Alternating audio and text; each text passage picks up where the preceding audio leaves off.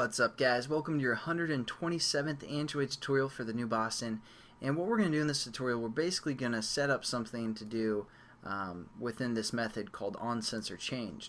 But before we do that, let's set up some variables that we're going to use, and they're going to be float types. So we're going to say float x, float y, and float sensor x and sensor y. And then we're also going to set up a bitmap, because again we're going to draw that ball to the screen, so we're going to say bitmap ball. And then within our onCreate method here, we're going to set up our ball reference real quickly. Again, just bitmap factory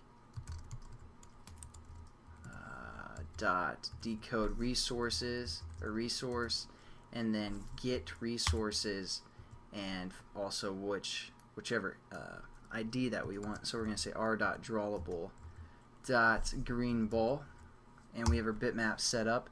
We also might want to set up all of our float values. So we're going to say x equals y equals sensor x equals sensor y. And basically what's going to happen now, actually those aren't set equal to anything, so we're going to set that equal to 0. And now anytime our sensor changes, it's going to call this onSensorChanged method. So what we can do is we can set up our our float values for our sensor every time that our sensor is called. So what we can do is say sensor x, and I believe this was R0, something like that. I just changed it to E because it's a little bit easier to work with. Just sensor event is being passed in, so we get an event and we can refer to that event and get the value.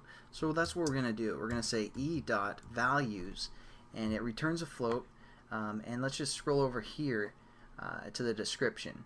And if we refer to the value 0, that's going to give us pretty much the x-axis, the direction of the x-axis, and the y is going to give us the direction of the y-axis, and I'm sorry, the 1 is going to give us the direction of the y-axis, and the 2 is going to give us the direction of the z-axis.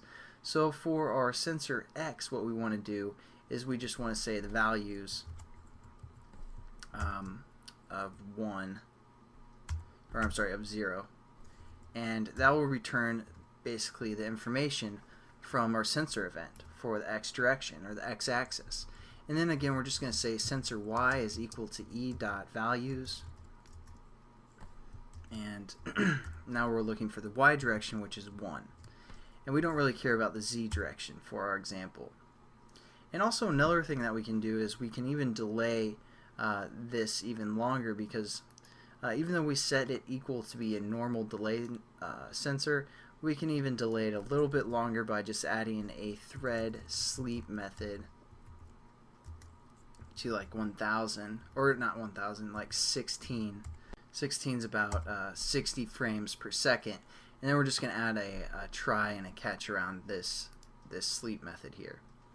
So that will kind of save us some processing speed, so it's not checking every time our sensor even slightly moves. But it's good enough. For example, 60 times per second to update basically our X